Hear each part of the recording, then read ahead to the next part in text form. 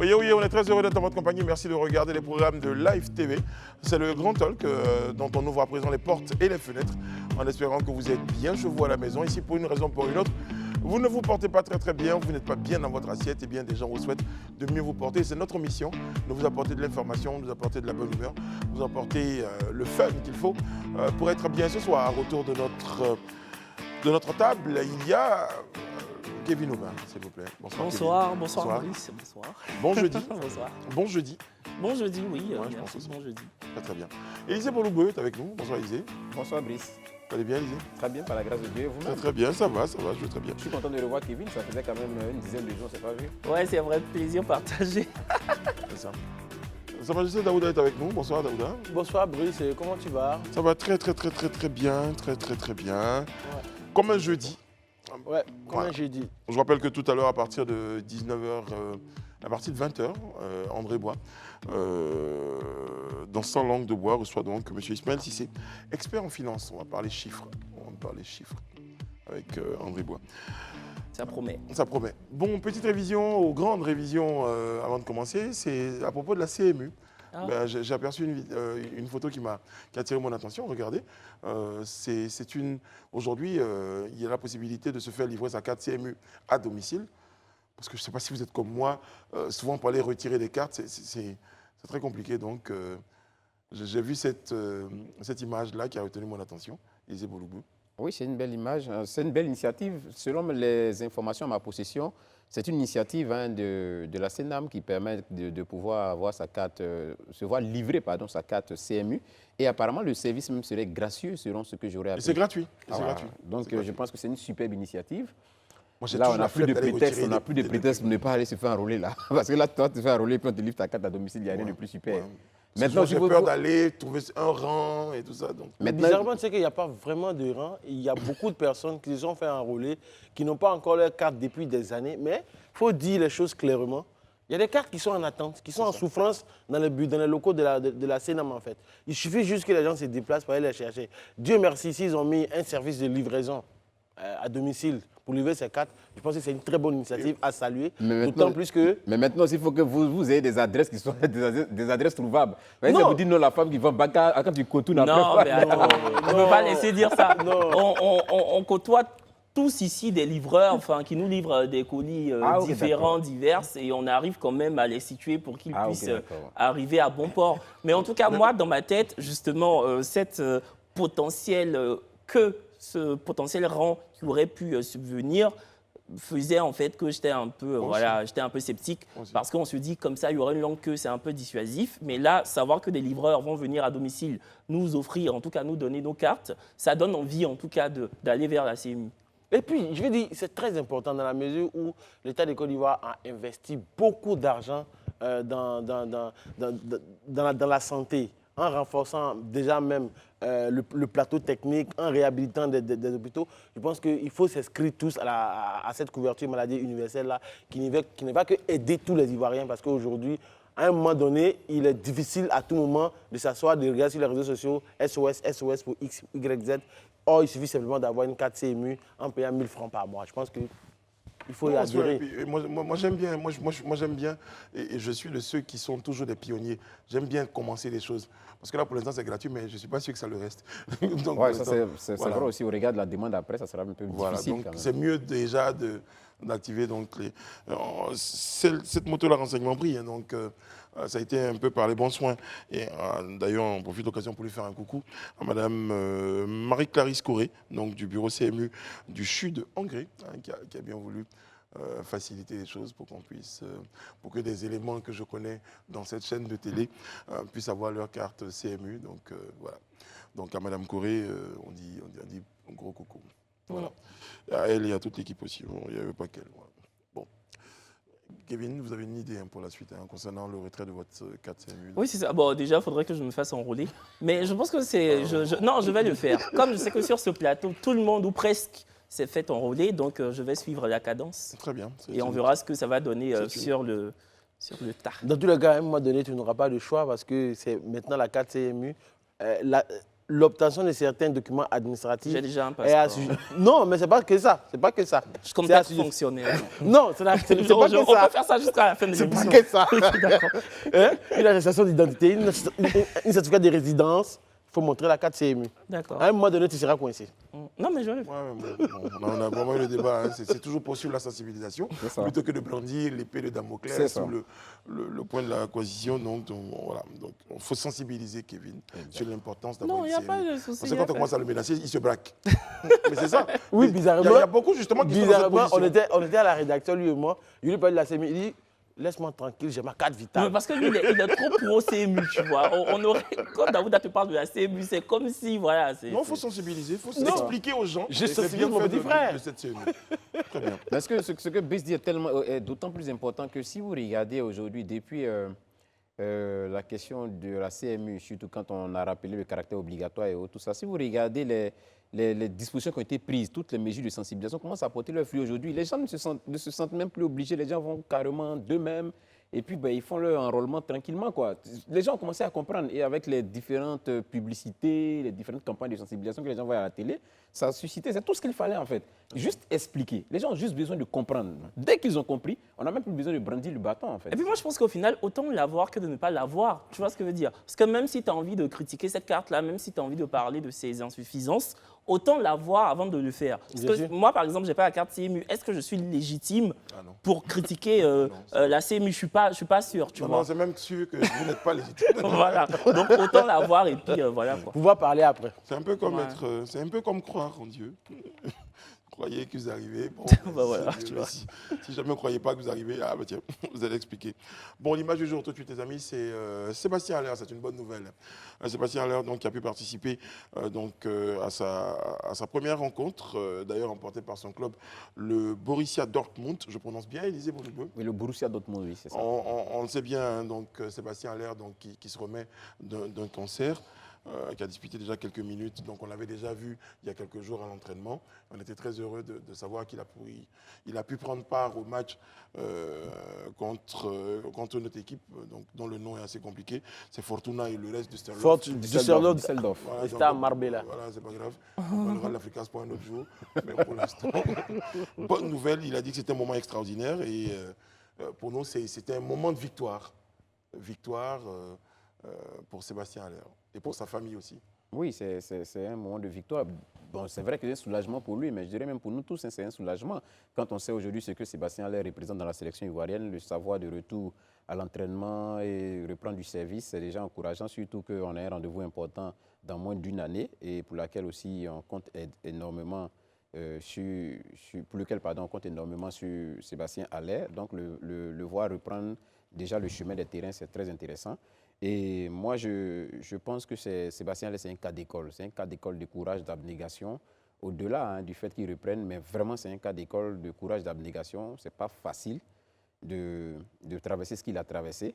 Parce que pour ceux qui peut-être ne le sauraient pas, il a subi 2 opérations C'est ça. et une suivi chimio. 4 cycles de chimiothérapie. De chimio. C'est vraiment pas évident. Et là, il est là juste en quelques mois, hein, parce que son cancer a été détecté en juillet.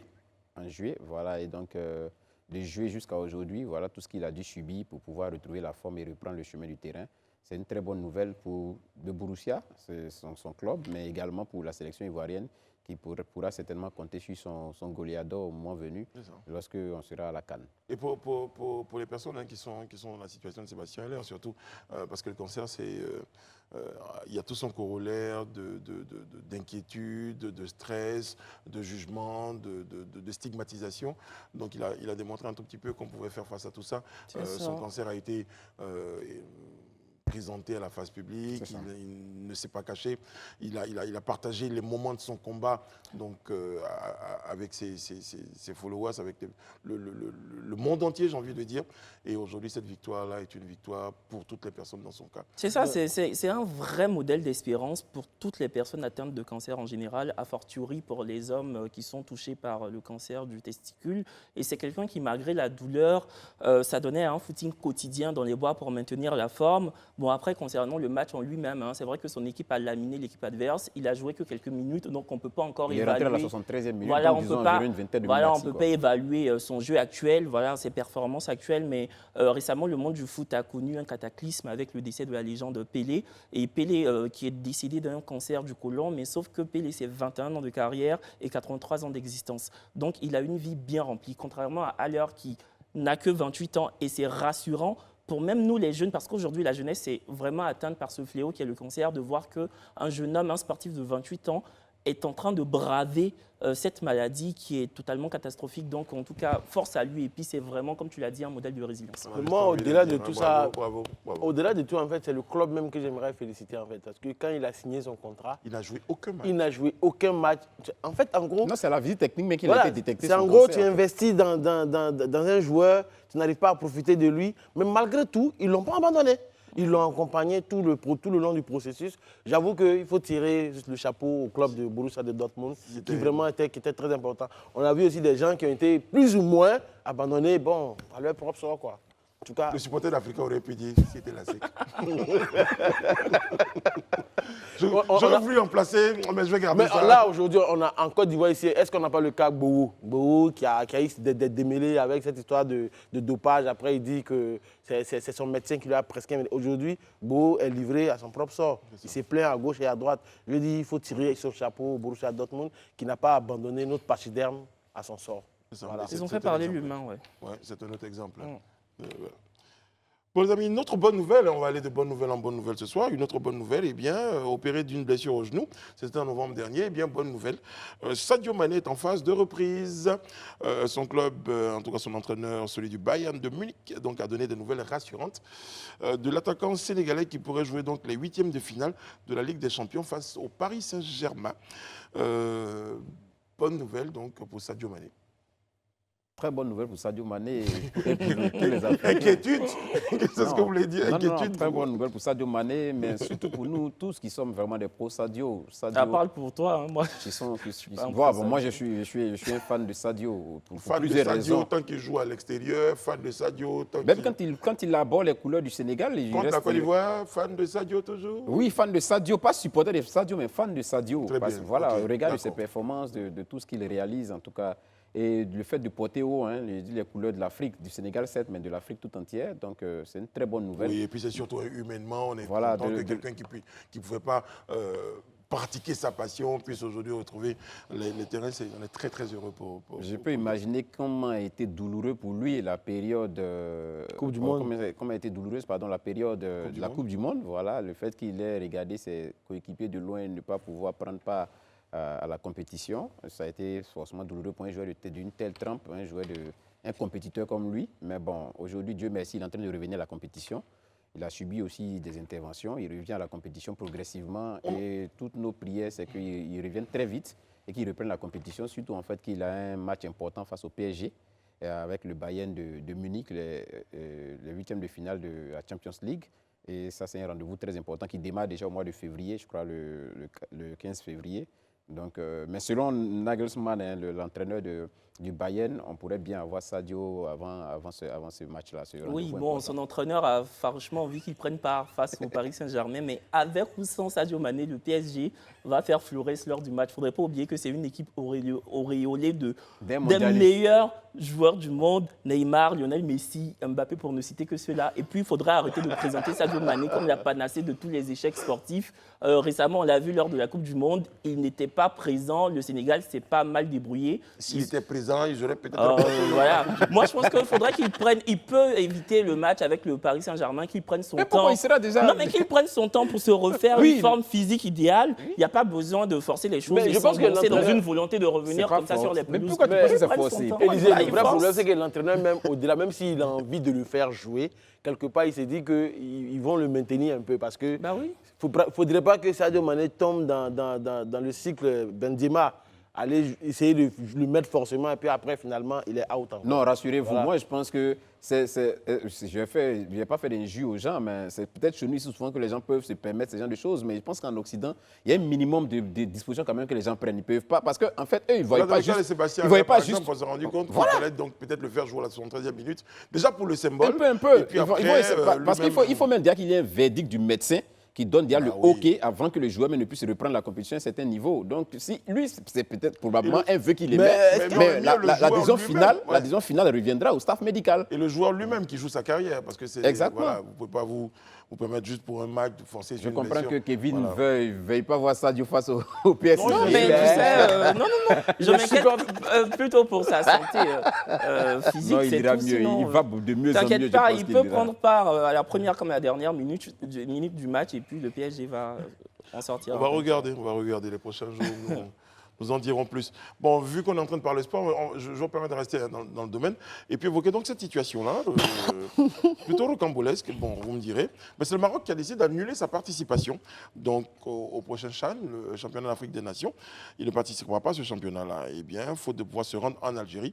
Raison évoquée, eh bien, la fédération marocaine donc, a annoncé cette annulation. Parce qu'il y a la fermeture de l'espace aérien donc, algérien aux avions marocains. Ouais.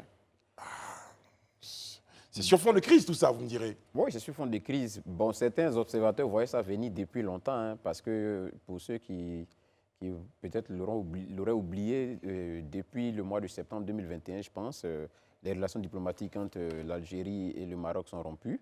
Et donc, il y a une véritable tension qui existe entre ces deux pays. Le Maroc avait soumis à la CAF sa volonté de venir avec, bien évidemment, affréter un avion de la Royal Air Maroc pour pouvoir venir en Algérie. La CAF, ayant pris langue avec les autorités algériennes, avait dit qu'il y avait un accord de principe.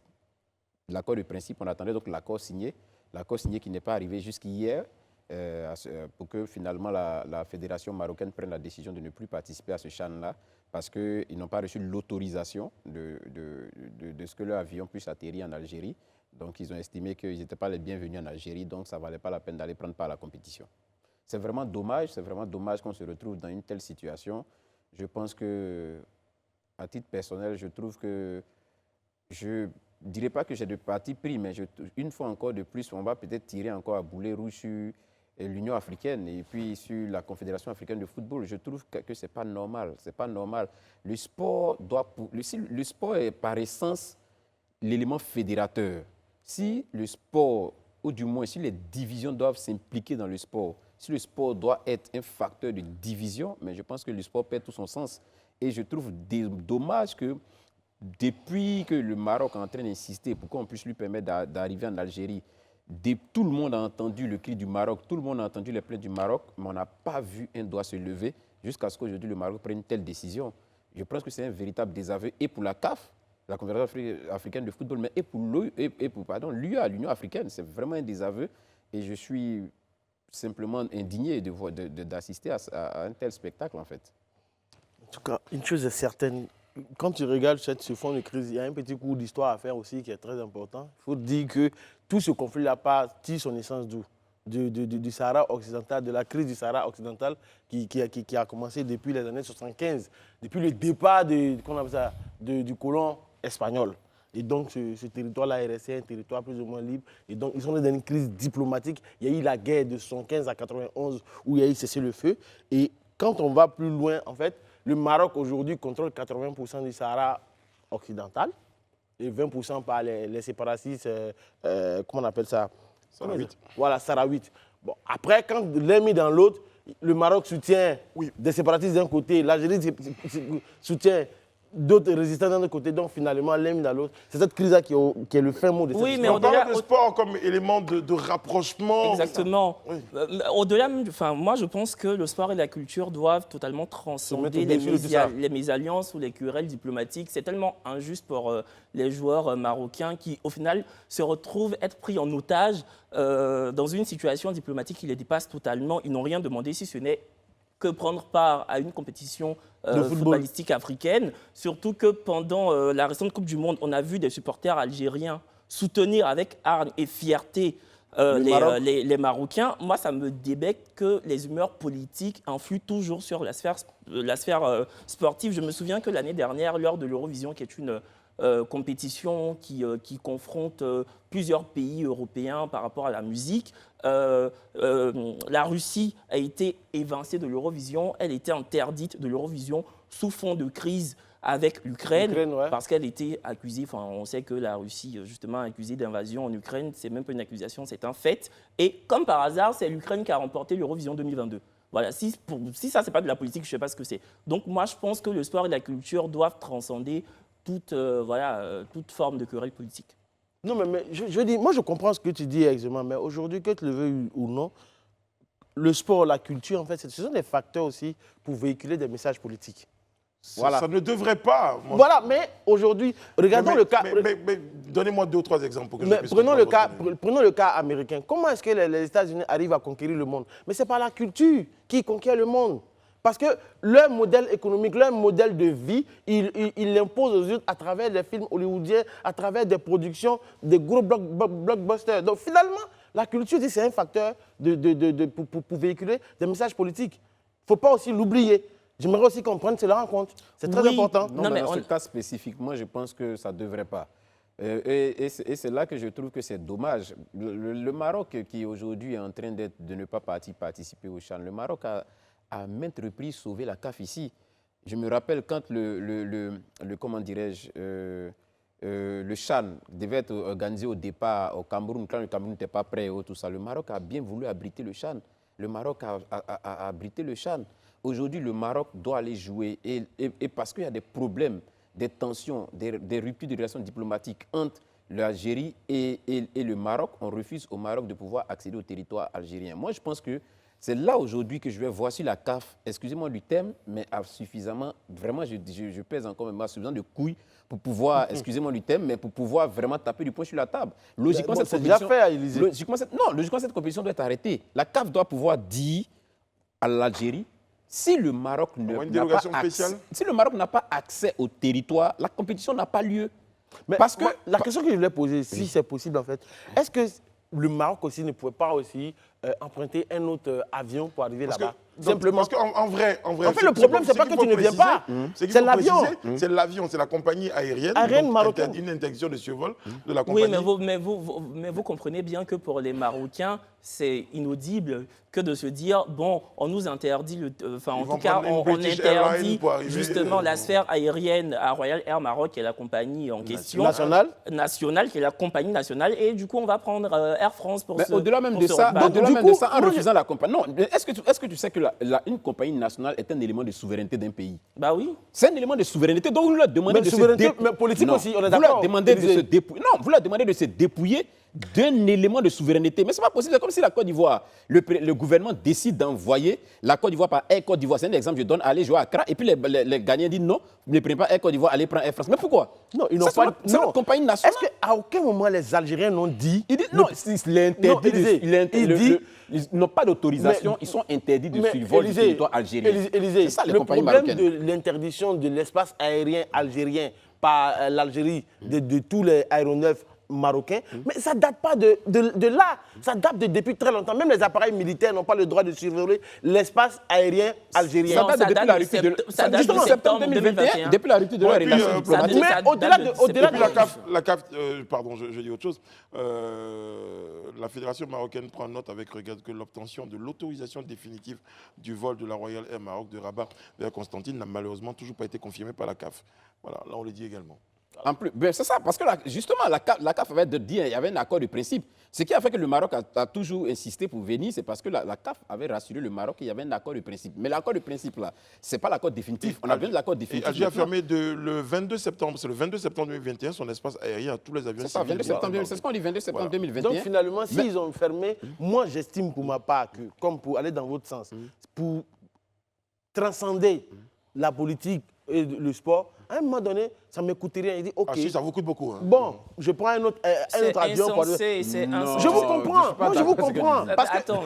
en fait, si tu permets juste 2 secondes, ce que je veux dire, c'est que moi, je pars du principe fondamental que la politique s'immixe dans tout. Ouais. Même que les habits, les mèches, la politique s'immixe dans tout, qu'on le veuille ou non. Donc, techniquement, techniquement, si vous estimez que la politique ne devrait pas s'immiscer dans le foot ou dans la culture, donc les Marocains, à un moment donné, pourraient prendre notre avion pour aller en Algérie pour aller jouer. Bon, c'est votre point Pour de vue. transcender. C'est votre Ça, point de vue. c'est l'analyse Mais que en je tout fais. cas, vos camarades sur le plateau disent, partant du fait que, par exemple, la compagnie aérienne est un élément de souveraineté, vous voulez enlever cette partie-là. En plus, si c'était dans un autre pays, on l'aurait compris, mais c'est justement avec le pays avec lequel vous avez des démêlés. Et Mais ça, ils sont en train de... Excuse-moi, Kevin, mais ça, c'est un précédent grave que la CAF est en train de créer. Ça veut dire désormais, là. Mais moi, Non la seulement question que j'allais me poser pour la suite, mais c'est un précédent parce que next step, ça sera quoi? Mais Ça voilà. sera toutes les fois, il y aura des Parce que rencontres Algérie, Maroc, qu'est-ce qui va se passer? Au-delà du CHAN, ce scénario pourrait se retrouver aussi dans la CAN. Mais mieux, ça pourrait même se retrouver dans la Champions League africaine de football ou bien la Coupe CAF. Demain, si un club algérien et un club marocain doivent se rencontrer, ils vont aller jouer aussi terrain neutre. Ils ne pourront pas jouer des pays. Donc, c'est-à-dire que c'est un président que la CAF est en train de créer. Je pense que c'est là maintenant que la CAF doit montrer sa puissance. Ce n'est pas possible, on ne peut pas admettre ça. C'est le foot. Vous avez vos problèmes entre vous, d'accord, mais on est dans le foot. Si vous n'autorisez pas le Maroc, la compagnie marocaine à venir déposer ses joueurs pour jouer au foot, c'est comme si vous dites que la CAF n'a pas le droit de jouer en Algérie. Mais en fait, le problème, c'est que les gens ont pris une décision depuis, qu'on appelle ça, 2021, le septembre 2021. Oui. Ils ont pris une décision. Oui. Aujourd'hui, à cause de la CAF décide, bon, OK, comme il y a une compétition de coupe de foot, donc, du coup, on lève cette non, c'est une dérogation spéciale pour dire... La qualification du Maroc, là, ce n'est pas une qualification qui a eu lieu il y a 72 heures. Hein.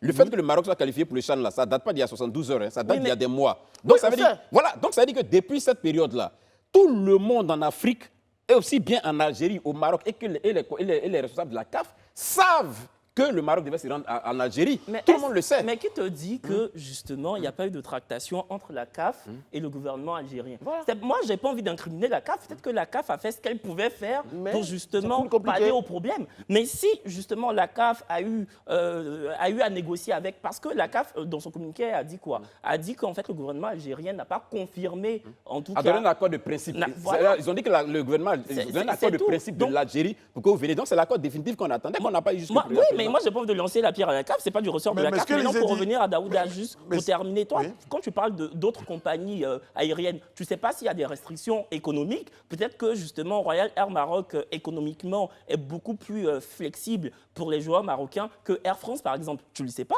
Donc, tu ne peux pas dire comme ça. Je suis d'accord avec toi, voilà. Mais je veux dire, les compagnies, au moins, ont de la collaboration. Non, voilà, ils ont de la collaboration. Mais au-delà, vous-même, vous dites qu'au-delà de tout ce qui est économique et tout, il y a des questions de souveraineté, il y a des questions de leadership, il y a un certain nombre de positionnements donc, à observer par rapport à ce qui les désunit. Mais pour revenir à Kevin, ce qu'Élysée veut dire, c'est qu'aujourd'hui, la CAF n'obtenant pas de l'Algérie les garanties pour faire venir l'équipe marocaine, la CAF se retourne contre l'Algérie pour, par exemple, une sanction, pour leur dire, par exemple, votre refus de permettre à une équipe qui fait partie de la Confédération de participer à une compétition, forcément, il y aura donc des conséquences. Et donc, ce refus-là peut être accompagné de sanctions. Mais la sanction proférée par Élysée, c'est de dire quoi? C'est de dire en fait que la compétition en elle-même ne va pas se tenir. Que des autres équipes. Mais non, mais peut-être c'est une façon de mettre la pression. Non, pas forcément que la compétition ne va pas se tenir. Mais la compétition ne se tiendra pas en Algérie.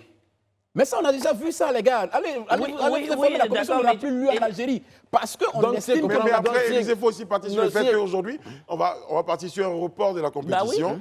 Parce qu'il faut après voir quel pays a les infrastructures, les hôtels. Est-ce que le pays est prêt? C'est en janvier 2024. Moi, je dis parce que ça vient avant la CAN. Au gouvernement. On termine là-dessus. Voilà, c'est aux deux gouvernements, donc au gouvernement marocain et algérien, de justement s'entendre par rapport à cette compétition sportive-là, et puis revenir à leur guéguerre diplomatique après. Mais ce n'est pas à la CAF de faire des mains et des pieds. Si elle fait ce qu'elle peut et que l'Algérie ne veut pas l'entendre, bah écoute, voilà, la vie continue et puis la compétition va le médiateur, c'est la CAF, c'est ce que c'est. Mais oui, mais attends, Brice, quand tu fais par là avec ta femme et puis quelqu'un vient régler et puis la personne ne peut pas, on fait quoi? On vous laisse vous régler après. C'est ça? Non, mais la personne rentre chez elle, non. La personne ne se soit pas là pour devant guéguer pendant des heures. Il est venu régler, vous ne vous entendez pas. Il peut s'endormir chez lui tranquille. Donc la CAF s'élève. On va marquer une courte pause histoire de permettre aux Algériens marocains de se parler. À tout de suite. Nous sommes de retour sur le plateau du Grand Talk et nous sommes en compagnie du professeur Yassine Togo. Vous êtes directeur secrétaire de cabinet du président du COJEP, Charles Blé Goudé. Bonsoir. Comment allez-vous? Je vais bien. Aujourd'hui, nous avons parcouru la presse. Toutes les unes parlaient de cette conférence de presse donc, du 11 janvier 2023 à 11h11 de Charles Blé Goudé. Donc on vous a sur le plateau également pour essayer, avec votre permission, si vous êtes déjà là, vous nous l'avez accordé, de décrypter un tout petit peu cette conférence de presse, éventuellement évoquer avec vous certains non-dits. On espère vous en tirer le maximum, sait-on jamais. Déjà, donc, à quel besoin répondait cette... il avait annoncé cette rencontre avec la presse à son arrivée, mais dans le fond, qu'est-ce que Charles Blé Goudé souhaitait passer comme message? D'emblée, je voudrais vous saluer, vous présenter les vœux les meilleurs, surtout à la chaîne et à tous les acteurs que vous êtes. Merci beaucoup. Alors, le premier message, je crois qu'il a si bien dit, il a été absent pendant 11 ans, mais le premier élément le plus important, c'est qu'il rend visite à certaines personnes et il ne pourra pas rendre visite à tous les Ivoiriens. Donc, par cette voie de presse, il voudrait présenter ses condoléances aux Ivoiriens, présenter les encouragements à ceux qui ont été blessés, qui sont en train de se remettre ou qui se remettent d'une façon ou d'une autre. De façon générale, il voulait s'adresser aux autres Ivoiriens qu'il ne pouvait pas rencontrer. Et puis en même temps, dire aux Ivoiriens qu'il est de retour. En même temps qu'il est de retour, il a un message ou des actions qu'il a envie de poser. Voilà le premier élément qui était important. Moi, je note que le président Charles Blé Goudé, quelques semaines en arrière, lorsqu'il était venu, quand il est arrivé en Côte d'Ivoire, avant qu'il ne commence qu'il aille voir les siens chez lui, avait dit que, je me rappelle très bien, lors de son meeting même d'arrivée en fait, où il disait que 10 ans de mensonges, 2 heures de vérité. Hier, c'est vrai que j'ai suivi attentivement ce que Charles Blé Goudé a dit, mais j'ai cherché pour trouver où était la vérité qui venait, du moins, balayer le mensonge. Donc, je ne sais pas, vous qui êtes devant nous ce soir, est-ce que vous pouvez nous dire exactement, dans ces propos qu'il a tenus hier, quelle était la vérité qui est venue balayer le mensonge qui était dit en fait? Et quel était ce mensonge? D'abord, je voudrais vous dire que lorsque vous faites une conférence de presse, vous présentez les propos liminaires. C'est ça. C'est qu'il a présenté dans la forme, il a tout dit. Maintenant, il attendait les questions des journalistes. En fonction de la question que les journalistes lui ont posée, qu'il a répondu. Maintenant, si vous voulez d'autres éclairages, on peut s'y essayer. D'accord. Quand on parle d'éclairage, moi, je sais que Charles Blé Goudé, lors de cette conférence de presse, il a dit qu'il a formulé une demande claire à celui qu'il appelle son père, M. Laurent Gbagbo. Une demande qui, jusqu'à présent, est restée sans suite. Une demande d'audience. Une demande d'audience. En tant que président des partis politiques et autres, tout ça. Est-ce à dire aujourd'hui que la communication est rompue entre Laurent Gbagbo et Charles Blé Goudé? Il a répondu à cette question hier. Le président du COJEP a répondu à cette question parce qu'il a dit qu'il est l'heure. Il est l'heure pour lui de dire aux Ivoiriens qu'il est parti en prison en tant que soutien. Et lorsqu'il était en train d'être jugé, il n'a pas été jugé en tant que soutien, il a été jugé en tant qu'acteur, et même acteur principal. Et dès qu'il revient, il entend jouer son rôle d'acteur. Et il commence à être acteur de la scène politique ivoirienne dans cet espace-là, en tant que président d'un parti. Mais lorsqu'un président de parti va rencontrer un autre président de parti, mais il demande une audience. Mais à quand la dernière communication? Il demande une audience. Et cette audience, c'est d'une institution à une autre institution. Et vous avez bien dit, le président Laurent Gbagbo. Vous n'avez pas dit Nobou Hyacinthe, c'est lui-même, le président Laurent Gbagbo, lui-même est une institution. Vous lui faites une demande d'audience et vous allez parler de certaines choses en fonction de ce que son parti et les membres de son parti, il a une direction, vont donner comme réponse. C'est en ce moment que vous irez le voir. C'est vrai? D'accord. Monsieur Nobou Hyacinthe, vous dites effectivement, moi je voudrais savoir, vous confirmez que le président Charles Blé Goudé a fait une demande d'audience parce qu'on a vu dans un des propos de M. Katinan qui a réagi aujourd'hui, qui a laissé entendre que aucune demande d'audience émanant de M. Charles Blé Goudé n'a été adressée au président du PPACI, au président Gbagbo notamment. Est-ce que vous confirmez ce soir qu'effectivement il y a une demande d'audience qui a été émise et quand elle a été émise, et jusque-là, est-ce que vous avez eu un retour? Parce que voilà ce que lui il a répondu, sa réaction. Parce que nous, on trouve dans une forme de flou. Hein. Moi, je voudrais vous dire, la direction du COJEP a été reçue par le ministre Hubert Oulaye. Je crois qu'il est président exécutif, pour ne pas que je me trompe dans le titre. C'est le président Mais du PPACI. Quand la direction du COGEP a été reçue, c'est après une demande d'audience. Ils ont été reçus. Le même jour, la direction du COGEP, avec à sa tête le docteur Saraka, a présenté cette demande-là encore pour dire nous voulons rencontrer, ça veut dire de façon verbale maintenant, nous voulons rencontrer le président Gbagbo. Et le président Charles Blé Goudé, à son arrivée, veut rencontrer. Donc vous nous confirmez ce soir qu'il y a une demande formulée en bonne et due forme qui a été adressée au PPACI. C'est ça. Si on peut avoir une copie, ça serait pas mal. Non, mais il confirme déjà, voilà, il confirme. On peut déjà leur concéder ça. Moi, la question que je voulais poser, c'est que pour certains observateurs de la situation politique en Côte d'Ivoire, ils estiment que Blé Goudé est revenu en Côte d'Ivoire, mais c'est un Blé Goudé qui n'a pas changé. Selon eux, je vais plus loin, selon eux, ils estiment qu'après son retour, un silence sabbatique d'un moment aurait été bien au lieu de se promener partout, des meetings, des conférences. C'est eux qui le disent. Qu'est-ce que vous en pensez? Vous pensez de cela? Non, c'est leur appréciation. Et puis je pense que vous revenez de quelque part où vous avez à un moment donné été, comme je l'ai dit tout à l'heure, vous avez appelé des jeunes gens ou des personnes à venir faire des activités. Et lors de ces activités, il y a eu des morts. Et puis vous revenez, vous vous mettez dans un mutisme, après que vous soyez allé sur les terres de vos parents, vous soyez que vous puissiez réhabiliter vos parents, vous les voyez, vous présentez vos condoléances, et puis les autres, excusez-moi de l'expression, ça ne sera pas beau, mais vous vous en foutez, vous êtes assis chez vous, vous observez.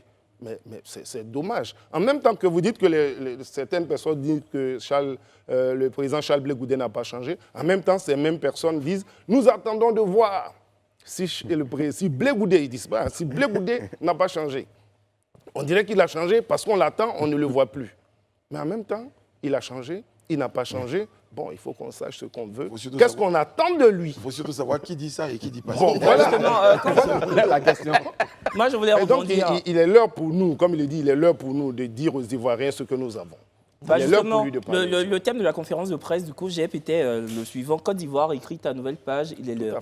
Voilà, ce qui sous-entend peut-être que la page en cours est erronée et qu'on devrait l'enfouir dans les décombres les plus lugubres. Que propose le COGEP pour que la nouvelle page de la Côte d'Ivoire soit plus reluisante qu'elle ne l'est déjà? La première chose que je pourrais vous dire, c'est que dans les jours à venir, nous allons faire une convention.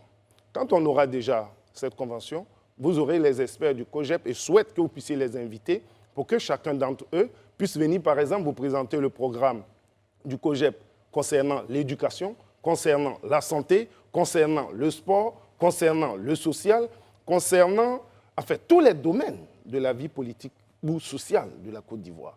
Mais vous avez dit une chose, nous ne venons pas dans un monde pour créer quelque chose ex nihilo. Non, nous ne sommes pas venus dire les gens n'ont jamais rien fait, il faut partir. On n'a pas dit qu'il faut mettre les choses au calendrier grec. Ce n'est pas ce que nous disons. Mais nous disons qu'il faut apporter une nouvelle touche. L'hymne national de la Côte d'Ivoire parle de l'espérance promise à l'humanité.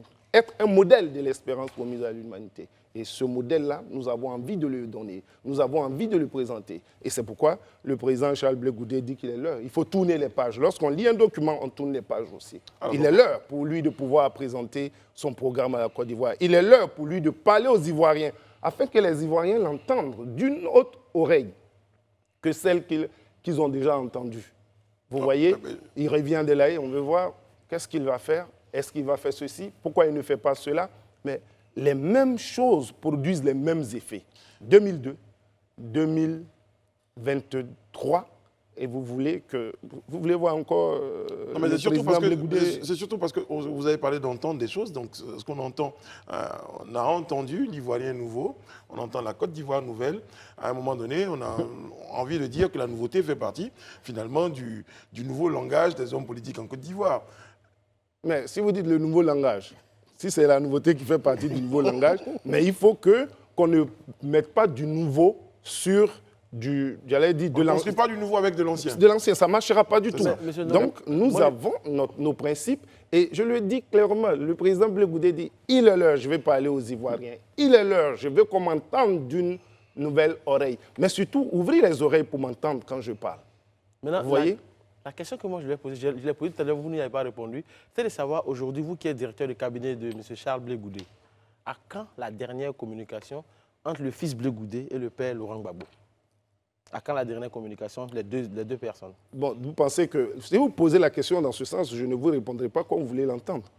Parce que Non, je ne veux pas entendre comme je veux. Si. Mais comme, dites-le clairement. Je vais vous dire. Ce que les Ivoiriens veulent entendre. Je suis en train de vous parler. Allez-y. Lorsque vous parlez à votre père, et puis lorsque vous parlez à un père qui est président ou à une institution, un individu qui est pratiquement une institution, c'est différent. Moi, je gère l'institution. Donc, le président Charles Blé Goudé, quand je travaille avec lui, je travaille en tant que directeur de cabinet. Et lorsqu'on s'adresse au président Laurent Gbagbo, je précise bien mes mots, au président Laurent Gbagbo, il s'adresse au président Laurent Gbagbo dans les formes et les normes. Maintenant, en ce qui concerne le rapport du père et du fils, c'est privé, ils gèrent ça comme ils le peuvent. Moi, je peux vous dire, par exemple, que lorsqu'il reçoit son passeport, il me dit clairement, j'ai appelé le président. Mais naturellement, vous savez, quand vous appelez, il faut bien qu'on vous passe le président. Bon, bref. Bon, Lui, on t'a passé le président? Je voudrais... Oui, oui, on lui a passé le président. Voilà, moi, tout à l'heure, on on va revenir un peu aux questions politiques. Tout à l'heure, vous aviez parlé d'une convention en vue. Oui. Parce que hier, effectivement, quand Charles Blé Goudé parlait, il en parlait aussi également. Est-ce qu'on peut aujourd'hui avoir une idée de quand aura lieu cette convention, vu que déjà, cette année est une année électorale et qu'on sera au municipal et au régional? Est-ce que la convention prévoit déjà de se réunir avant ça, afin de préparer les candidatures à cette La convention prévoit avant... elle va se tenir avant ces jours électoraux et puis pouvoir donner du temps aussi à nos camarades qui, s'ils ont envie d'être candidats, puissent y aller. Ça veut dire que la convention doit avoir lieu dans un délai raisonnable afin que ces personnes puissent s'apprêter si jamais elles veulent y aller. Un délai raisonnable, c'est quoi? Je me dis, pour préparer, vous vous êtes préparé depuis mais au moins 6 mois. Vous êtes préparé au moins depuis, mais bon, parce qu'on ne prépare pas des élections en une année, ce n'est pas possible. Vu qu'on parlait justement de joutes électorales, on a entendu dans les propos de M. Charles Blé Goudé hier qu'il était complètement hors de question de l'imaginer en militant du RHDP. La question que ça nous avait fait poser aujourd'hui, enfin sur ce plateau hier, c'était est-ce qu'on peut imaginer une alliance avec le RHDP? D'abord, quel type d'alliance souhaitez-vous? Je vous donne un exemple. Lorsque Bassam est attaqué, si le RHDP dit nous faisons une marche pour protester contre le terrorisme, mais nous allons marcher avec le RHDP. Je viens. On parle d'alliance politique. Je suis en train de dire, voilà, pour une cause nationale, on peut défendre une cause nationale sur la base, parce que c'est sur la base d'un projet ou d'un élément qu'on vous présente que vous faites une alliance. Mais si nous ne nous reconnaissons pas dans l'idéal sociétal du RHDP et qu'on nous demande une alliance, on ne peut pas y aller. Mais premièrement, avant même que de parler d'alliance, il faut pouvoir exister soi-même. Mais si vous ne représentez rien, on ne vous appellera jamais à une quelconque alliance. Donc nous sommes en train de nous construire, en train de définir nos bases et puis montrer notre idéologie. On est de la gauche. Et ça, il a dit hier. On est de la gauche. Alors, est-ce que vous êtes prêts à accepter une alliance, quand bien même... une alliance stratégique électorale qui n'est souvent pas en phase avec une alliance idéologique et tout ça. Oui, oui, enfin, peut-être que vous n'êtes pas prêt là maintenant à accepter une alliance, mais en tout cas, vous avez une observation sur justement ce qui se fait dans le pays et justement sur les actions gouvernementales. Le président Ouattara, qui est un peu la pierre angulaire du RHDP, a augmenté le SMIC de 15 000 francs, c'est passé de 60 000 à 75 000. Il y a eu justement des revalorisations salariales des fonctionnaires. Il y a eu plein d'avancées comme ça sociétales. Vous, c'est quoi votre analyse au sein de votre parti politique? Est-ce que vous pensez que c'est insuffisant? Est-ce que vous pensez que il y a encore des choses à faire? Naturellement, que ce qui a été fait, il faut saluer ce qui a été fait. C'est bien, déjà, mais on peut mieux faire. On peut faire plus, naturellement. On peut faire plus. Parce que si vous regardez tous les gouvernements qui se sont succédés jusqu'au jour d'aujourd'hui et que vous observez, disons, l'augmentation, tout ce qui... Ça veut dire qu'à un moment donné, on pouvait faire mieux que ça. Quand vous prenez les salaires des autres professeurs d'université dans certains pays relativement à la Côte d'Ivoire, ces pays qu'on présente comme des pays en dessous de la Côte d'Ivoire, vous dites qu'on peut mieux faire. Vous voyez, j'ai pris juste cet exemple. Mais on peut toujours mieux faire, mais on le fait en fonction des réalités qui sont les nôtres, en fonction des réalités du moment. Est-ce qu'en ce moment précis, on peut augmenter les salaires, on peut faire une révalorisation, oui. À quel niveau, à quel degré, mais c'est en fonction de toutes ces choses-là qu'il faut apprécier. Très très bien. Et on aura certainement d'autres réponses au congrès ou à la convention dont vous parlez. Alors moi je veux revenir, parce que vous êtes le directeur de cabinet Charles Blé Goudet. Lorsqu'il est arrivé, il a annoncé une conférence de presse. Et à la conférence de presse, on a assisté. C'est quoi la prochaine étape pour Charles Blé Goudet? Il va faire une tournée nationale. Moi, Là, le 27, il sera à Bondoukou. J'ai une question. Là, le 27, il sera à Bondoukou. Une tournée nationale. Oui, Qui commence dès le 27. Aller à la rencontre de tous les Ivoiriens, en fait. Oui, les Ivoiriens qui Peu peuvent... importe. Peu importe. Parce que ce qui est important de savoir, c'est que, je le dis, je le prends comme un petit slogan, il est l'heure pour nous de savoir que nos chapelles politiques ne sont pas au-dessus de la Côte d'Ivoire. Ça, c'est le président Monsieur Charles Blé Nogbou, Goudet. moi, la question que j'aimerais vous poser justement concernant cette tournée nationale. On sait tous que quand M. Laurent Gbagbo et M. Charles Blé Goudet étaient à La Haye, ils ont été presque tous les deux, ils étaient tous indigents. C'est selon ce qui nous a été dit. Aujourd'hui, qu'est-ce que Blé Goudet fait comme travail pour pouvoir se permettre de faire une tournée, je dis bien nationale, quand on sait les coûts que cela peut engendrer? Je vous remercie. Si Blé Goudet vient chez moi, le président Blé Goudet vient chez moi à Bassam, à Bonois, mais on a des responsables du COGEP à Bonois, on a des militants. À nous de payer et de permettre qu'ils viennent le faire. Et quand il devait rentrer en Côte d'Ivoire, il a dit hier, le président Blé Goudet l'a dit hier, la CPI l'a appelé pour lui remettre 600 €. Il dit, je ne prends pas cela. Mais vous pouvez venir, si vous voulez, vous allez venir voir les comptes du COGEP, mais nos camarades, ils se sont cotisés. En Europe, ils ont fixé un taux de 200 € chacun. Et multiplier les 200 € par le nombre de militants et de responsables. Et il y a combien de militants? Non, je ne peux pas. Non, Mais si, c'est important. La question que vous pourrez poser, Les chiffres sont importants. C'est pas qu'à titre Non. lucratif ou Non, la économique, question- c'est pour la- savoir le COGEP. la question que vous pourrez à poser- combien de militants? S'il vous plaît. La question que vous pourriez poser, peut-être, c'est de me dire combien de militants ou de responsables ont Revendiquez-vous participé d'accord, à ok. hauteur de ces 200 €. Là, je ne suis pas financier, je ne peux pas vous répondre, mais moi, je peux vous dire que les participations de nos camarades ont oscillé autour de 20 millions à 30 millions. D'euros? Ça, Non, Non, les pas francs euros. CFA, C'est- CFA. c'est- Ok. Quand on imagine qu'un militant peut donner au-delà des 200 €. Ouais, ouais. D'accord. Ok, moi hier, j'ai entendu le président Charles Blé Goudet dire qu'il était encore condamné, qu'il était sous une condamnation de 20 ans. Des choses étaient en train de se faire, mais tout n'était pas encore fait. Mais on a vu le président Charles Blé Goudet aller se faire enrôler à la CPI. Pardon, aller se faire enrôler à la CEI. Désolé. Je ne vais pas y ramener le président. Non, le président Blé Goudet peut se rassurer. Je suis vraiment la dernière personne à le voir retenir à la CPI. Ça, je le dis. Oh, il n'y a personne ici qui souhaite le voir. Ah, le ok, retourner. d'accord. Je n'ai pas dit qu'il y a quelqu'un. On le voit en image d'ailleurs. Voilà, donc il allait se faire enrôler à la CEI, voilà, sur la liste électorale, alors qu'il est encore sous condamnation. Donc je voudrais savoir à quoi ça répondait, parce qu'hier il a dit que pour l'heure, il est encore sous condamnation. Les choses sont en train de se faire, et il est encore sous condamnation, mais ça ne l'a pas empêché d'aller se faire enrôler. Je pense que c'est le président de la CEI, un magistrat chevronné, qui intervenant sur une chaîne a eu à dire que le président Laurent Gbagbo a été condamné et que la condamnation du président Laurent Gbagbo était différente de celle du président Charles Blé Goudet. Le président Charles Blé Goudet a été condamné par contumace. Ok. Et donc, le fait qu'il soit condamné par contumace n'avait pas les mêmes relents que ceux du président Laurent Gbagbo. Voilà. Et donc, ça emmenait, ça ne lui retirait pas tout, puisque par contumace, il n'avait pas. On savait où il se trouvait. Il était à la CPI. Il n'a pas été. Le président Laurent Gbagbo a été condamné par défaut. C'est ça, par défaut. Et Charles Blé Goudet, le président Charles Blé Goudet a été condamné par contumace. Et le président de la CEI a dit que les deux termes n'étaient pas les mêmes.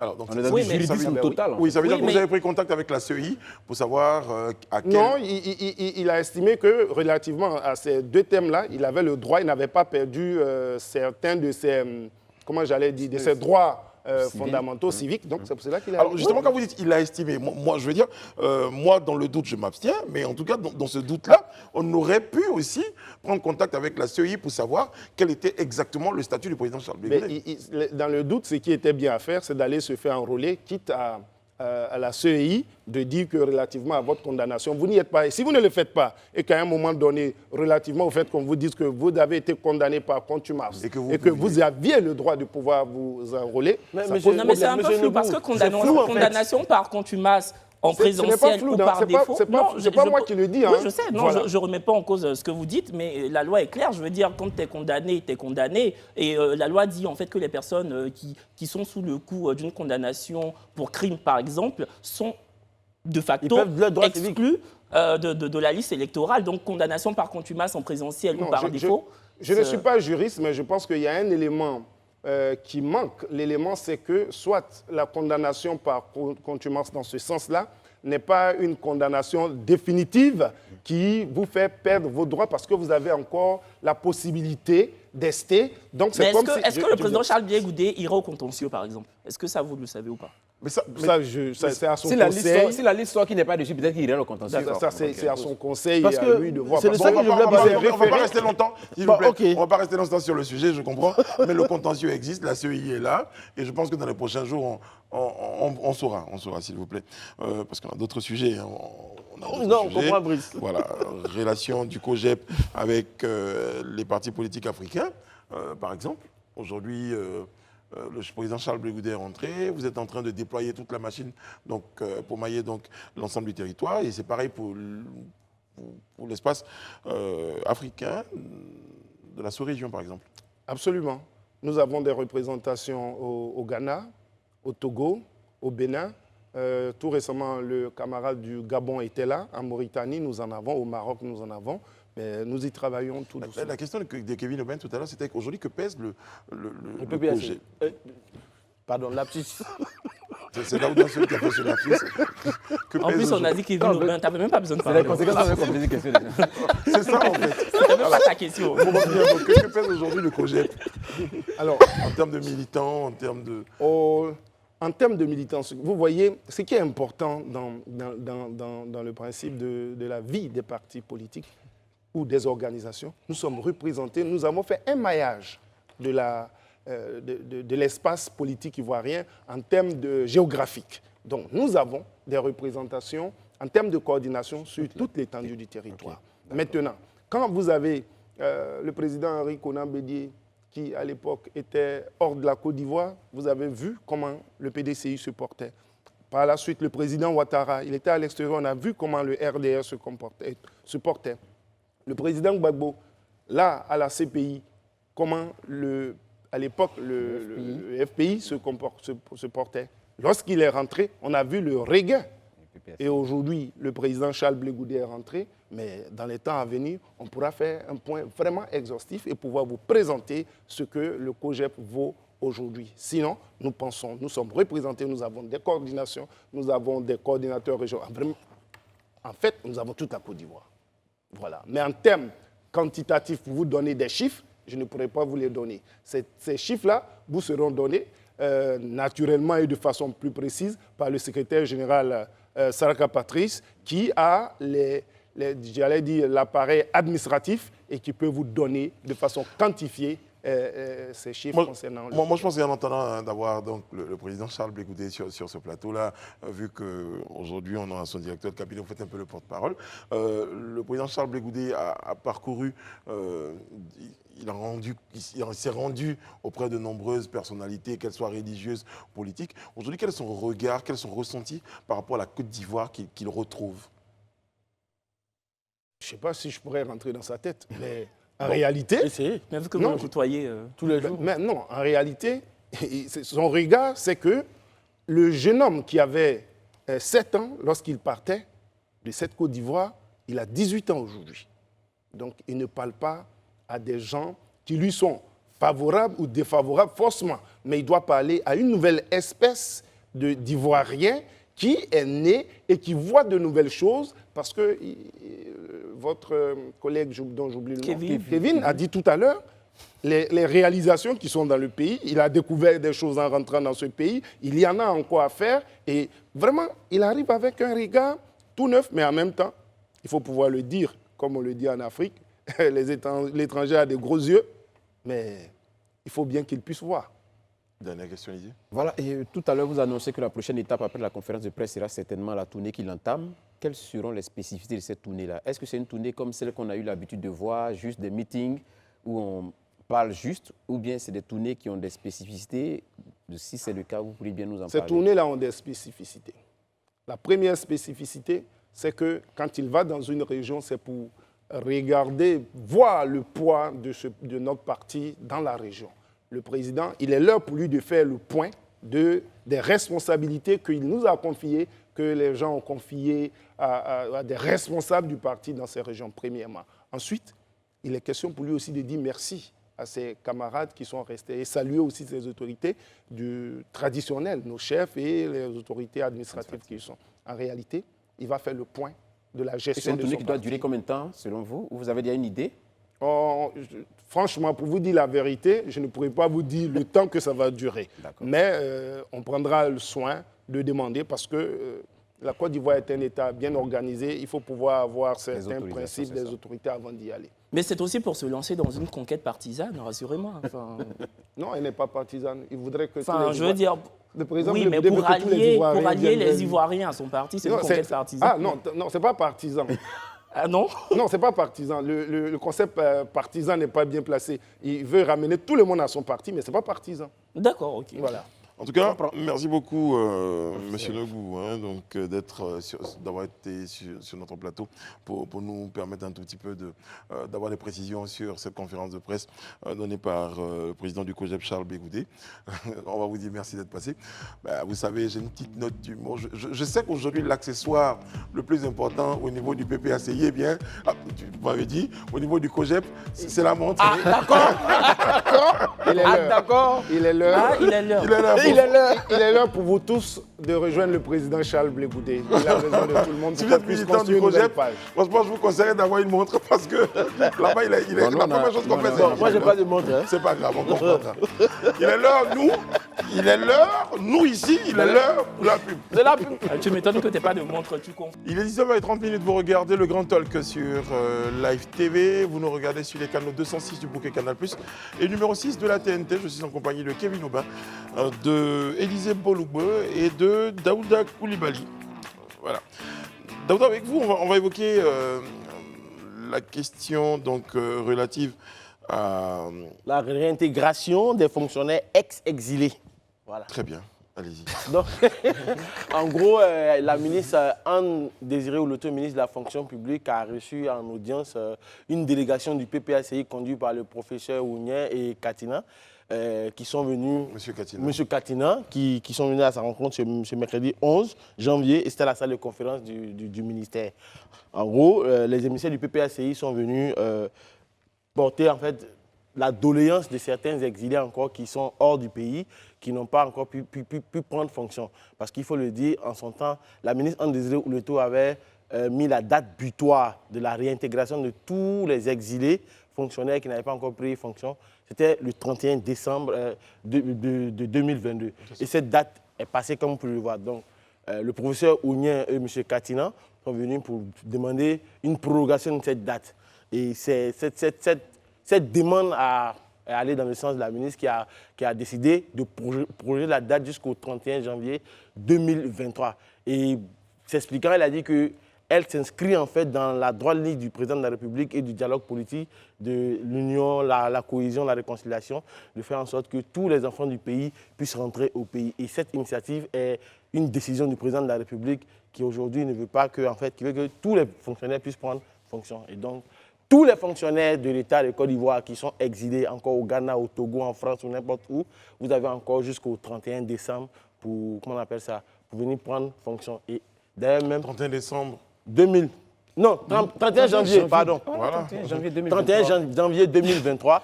Et d'ailleurs même, elle a dit que dès l'instant qu'ils vont rentrer, elle allait rencontrer tous ces fonctionnaires-là pour discuter avec eux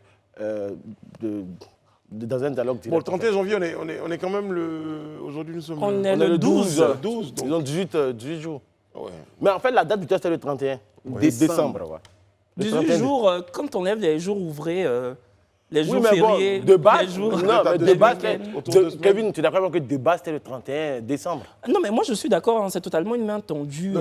Pour dire qu'ils n'ont obtenu finalement, ils n'ont obtenu que 2 semaines. Oui, mais bon. Mais c'est pas... Non, Brice, c'est Faut déjà pas dire- ça. c'est déjà ça, hein. C'est une main tendue aux fonctionnaires exilés, disons les choses. Moi, je trouve même que c'est une aubaine. Parce que rentrer comme ça au bercail, après des années d'exil, et renouer avec le monde du travail automatiquement... En 2 semaines. Donc, Non, mais quand ils vont rentrer, ils auront en tout cas une certitude qu'ils vont renouer avec le travail et donc avec un salaire fixe. Une pléthore d'exilés politiques aujourd'hui n'ont aucune perspective professionnelle en Côte d'Ivoire quand ils ne sont pas fonctionnaires ou quand ils l'ont pas été, si bien qu'il y en a qui décident de rester en exil parce qu'ils se disent je vais revenir au pays. Financièrement, j'ai tout perdu, ça va être compliqué. Alors que pour ces fonctionnaires-là, encore une fois, ils auront un salaire à leur retour. Donc c'est une aubaine. Voilà. Je parle toujours de 2 semaines pour dire qu'aujourd'hui... Non, mais Brice, si Brice présente comme ça, c'est pas normal. C'est pas normal, en fait. C'est un peu comme si tu minimises en fait les 2 semaines. Non, c'est pas que je minimise. Ce qu'Élysée veut dire, c'est que déjà, il y a eu beaucoup plus de temps. Voilà. Si tu as compris rapidement. Il a parfaitement compris, en fait, parce qu'il présentait comme ça. Mais je veux dire, c'est vrai que c'est gâté depuis jusqu'à maintenant, il reste 2... Mais 2 semaines, à partir du moment où on dit, bon, ils vont prendre leur téléphone au sortir de l'audience pour dire à tous les exilés, moi, je pense que en tout cas, ceux qui restent encore, vous avez de prorogation. Sinon, la date était déjà fixée à la base. Non, j'ai compris. Non, mais la date même est déjà dépassée. En fait, même les 2 semaines, c'est pour éventuellement, je le dis, ceux qui avaient un esprit vraiment et cette volonté de rentrer. Parce que ceux qui avaient, si c'est aujourd'hui qu'on te dit et que c'est maintenant que tu dois commencer à préparer ton départ d'exil et autres, tout ça, c'est pas très évident. Certainement qu'il y a des gens, puisque le gouvernement avait annoncé que ça devait prendre fin décembre 2022, qui avaient pris un certain nombre de dispositions, peut-être qui ont été, entre-temps, empêchées. Ceux-là peuvent se rattraper. Voilà, donc je me dis que, comme on le dit dans l'adage, celui qui voulait venir, va venir. Voilà, le reste... C'est quel adage? Non, il ne faut pas dire ça comme ça, Élysée, parce que moi, je comprends les fonctionnaires exilés qui sont encore fort hésitants à venir, tu vois. Il y en a qui se disent, je veux constater à distance que les prises de fonction soient véritablement effectives avant que moi, je décide de revenir au pays. Mais en fait, Kevin, ceux qui prennent le temps... Kevin, je suis entièrement d'avis avec toi. Ce qu'on est en train de dire ici, on est en train de parler du timing.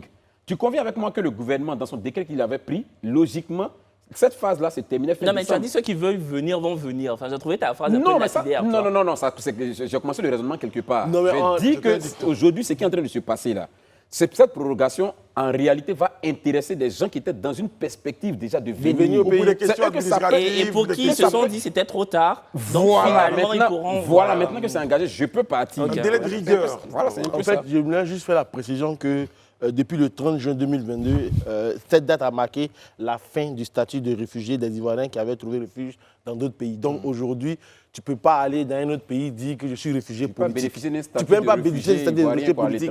Tu dis que tu vas avoir du travail quelque part. Donc autant revenir en Côte d'Ivoire. Si tu avais du travail, reviens reprendre ton travail. Tu as encore, même si tu as encore 2 semaines pour reprendre ton travail.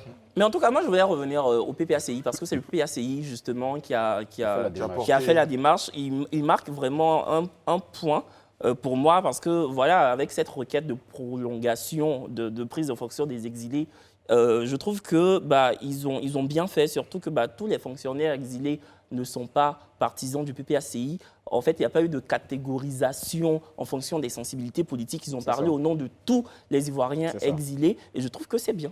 Et les autres partis devraient en prendre de la graine. Ce que je trouve encore plus bien même, en fait, c'est la disponibilité de la ministre Anne Loto de l'accepter parce que rien ne l'obligeait d'accepter. La date était déjà passée. Elle pouvait refuser, mais elle s'inscrit dans... Elle pouvait aussi accepter. Voilà. Donc mais c'est la vie, souvent tu acceptes, souvent tu refuses. Tu sais, c'est la vie, c'est comme ça. Donc on va dire quoi? Bon point au PPACI. Pour la démarche. Non, franchement. Et puis bon point à Madame la ministre Anne-Désirée Oloto d'avoir accepté. Et bon point à Taouta d'avoir signifié qu'elle a accepté. Oui, mais c'est important. Bon, ça y est, tout le monde est content. Et surtout, si vous êtes encore dans la situation de fonctionnaire exilé, que l'envie, vous l'avez vraiment de rentrer, vous avez encore 2 semaines pour prendre toutes les dispositions pour être en Côte d'Ivoire et travailler à retrouver votre poste. Élysée Bolugbo, avec vous, on parlait de sport tout à l'heure, dans la vie de la nation. C'est votre chronique. Ça m'avait manqué. On parle de quoi aujourd'hui? Voilà. Alors, Élysée Bolugbo a sa chronique. Je vous promets, je suis même allé voir les gars de Jingle. Et ils m'ont affirmé, parce que j'ai décidé de dire les noms. Martial m'a dit que les Jingles étaient avec moi, je ne veux plus pour moi. Non, mais moi, je suis Maïm Mike, Maïm Mike a les jingles. Donc, si on n'a pas les jingles, Martial a rendu Maïm Mike responsable. Voilà. Donc, moi, je fais un jingle spécialement pour vous. La vie de la nation, Élysée Bolugbo. On est tous Merci beaucoup, Brice. Pour la vie de la nation, ce soir, nous allons parler d'un thème qui nous intéresse tous. Vous l'aurez peut-être deviné, hein, si je parlais de 2023.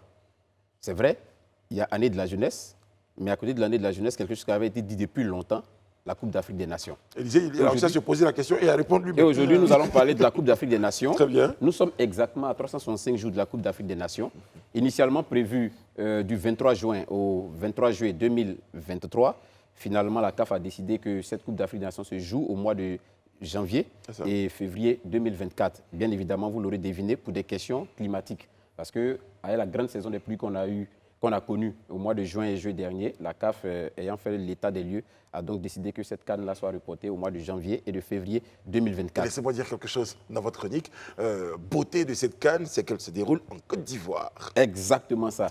Ceci dit, où en sommes-nous aujourd'hui avec l'organisation? Parce que c'est de ça qu'il s'agit. Ben oui. Initialement, même cette CAN devait se jouer en 2021 en Côte d'Ivoire. Mais vu que le Cameroun, qui était censé organiser celle de 2019, n'avait pas été prête pour organiser, donc par glissement systématique, donc le Cameroun est venu sur 2021 et nous avons été déplacés sur 2023. Aujourd'hui, pour ce qu'on sait, en tout cas selon les sources officielles, les préparatifs vont bon train au point où on a encore en mémoire la conférence de presse de Mme Juliette Abbé, qui est la chef de département infrastructure au niveau de l'Office national des sports, qui faisait un point il y a de cela 2 mois en arrière et qui disait par exemple que nous étions aujourd'hui en termes d'infrastructure, pour ce qui concerne le stade de Boaké, à 98% de réalisation. Voilà un stade de 40 000 places à 98% de réalisation. Pour ce qui est du stade de Korogo, nous étions à 74% de réalisation. Pour Boaké, nous étions quasiment à la fin, parce que là, on était à 99%. On pense qu'on est en train de mettre les dernières touches sur le stade de Boaké. Celui de San Pedro, nous sommes à 75%. Là où ça piétinait encore, c'est le stade Félix Houphouët-Boigny. Oui, parce que je suis passé là-bas cet après-midi. Voilà, le stade Félix Houphouët-Boigny. J'attendais bien que quelqu'un vienne me dire on a 98%. Non, le stade Félix Houphouët-Boigny, où il y a 2 mois de cela, disons 2-3 mois de cela, on était à 49% de réalisation. Mais comment ça se fait? Surtout que c'est un stade qui existait déjà.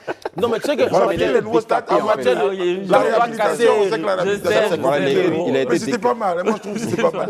Voilà, il a été décapé complètement. Mais là encore, une des choses qui me semble beaucoup plus préoccupante, c'est surtout celle des BIMPE, où il y avait juste quelques retouches à faire. Mais pour ce qui est des retouches qu'il fallait faire, on était juste qu'à 45% de réalisation. Donc ça veut dire, voilà, et là on est juste environ, comme je l'ai dit, 365 jours du démarrage de la CAN. Mais comme je le disais tantôt, selon des sources en tout cas très introduites, nous sommes quasiment en train d'aller vers la fin de la réalisation de toutes ces infrastructures. Ce matin... Là, vous parlez des infrastructures sportives. Infrastructures sportives, voilà. On va y arriver, infrastructures sportives, on est pratiquement en train d'aller vers la fin. Même les infrastructures hôtelières. Ce matin, dans la conférence de presse qu'il a tenue dans le cadre de ce rendez-vous hebdomadaire qu'on appelle le Groove Talk, qui est organisé par le CICG, le ministre du Tourisme disait qu'au niveau des infrastructures hôtelières, beaucoup d'efforts avaient été faits. En l'espace pratiquement de 10 ans, nous étions passés à 2200 établissements hôteliers, à 4350 et pour un total effectif de 84 000 lits. Voilà, et il disait par exemple aussi que les infrastructures, aussi bien hôtelières que les restaurants, même les stades, il était allé même plus loin, même les stades, tous les travaux logiquement, ou bien toutes ces infrastructures logiquement devaient être livrées à fin mars 2023. Donc, dans 2 mois? Voilà, dans 2 mois exactement, 2 mois et demi, disons 3 maximum, ces infrastructures devaient être livrées pour que finalement nous puissions assister à cette CAN-là que le Premier ministre a qualifiée de la CAN qui sera certainement la plus belle que l'histoire de l'Afrique ait connue. Donc, disons... Il y a un gros challenge autour de... C'est un très gros challenge. Aussi, au niveau des infrastructures routières, beaucoup d'efforts sont en train d'être faits. Pour ceux qui vont souvent vers Ebimpe, vous voyez qu'on est en train d'agrandir la voie, élargir la voie. Les travaux sont bien avancés. Ça doit aller jusqu'au corridor Est. Voilà. Il y a la Y4 aussi, la voie de contournement d'Abidjan, qui est très bien avancée aussi. La dernière fois, le ministre était sur le chantier. C'est quasiment aussi en train de finir. On a également la côtière qui va relier Abidjan à San Pedro, qui était vraiment détériorée, mais qui aujourd'hui a été réparée en grande partie, qui a été refaite en grande partie. Et, selon nos informations, les toutes dernières, le tronçon Grand Laou, San Pedro est quasiment bouclé. C'est le tronçon Abidjan-Grand Laou qui était en train d'être finalisé maintenant, mais les travaux sont très bien avancés. Logiquement, on devrait pouvoir tenir le délai d'ici, disons, la fin du premier semestre 2023. Donc, en somme, aujourd'hui, l'État de Côte d'Ivoire est résolument engagé à pouvoir mettre fin à tous ces travaux-là, ou du moins à pouvoir achever tous ces travaux-là d'ici la fin du premier semestre 2023. Ceci dit, préparons-nous tous et en 2023 pour la CAN. Quelqu'un aurait dit, pour terminer ce rendez-vous, parce que nous, on est en train de ramasser le sac. Élisée est en train de parler au sujet, nous, on est en train de partir. On s'en va là-bas comme C'est ça. ça fait des cannes qui On va à la CAN.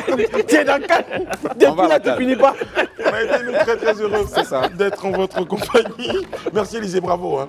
Franchement, Élisée, quand vous avez votre chronique, on est tous concentrés. Ouais, c'est ça, on est parce qu'on tous savait que vous nous donnez de bonnes informations. Merci beaucoup. André Bois reçoit juste après le JT Monsieur Ismaël Cissé, expert en finance. Il sera question de chiffres, il sera question de finances. On parlera d'argent au cours de ces rendez-vous-là et ça sera sans langue de bois en compagnie d'André Bois. Nous, demain, on sera là à partir de 18h30 sur ce plateau. D'ici là, prenez grand soin de vous et des autres. Que Dieu veille sur vous, que Dieu veille sur la Côte d'Ivoire. Demain.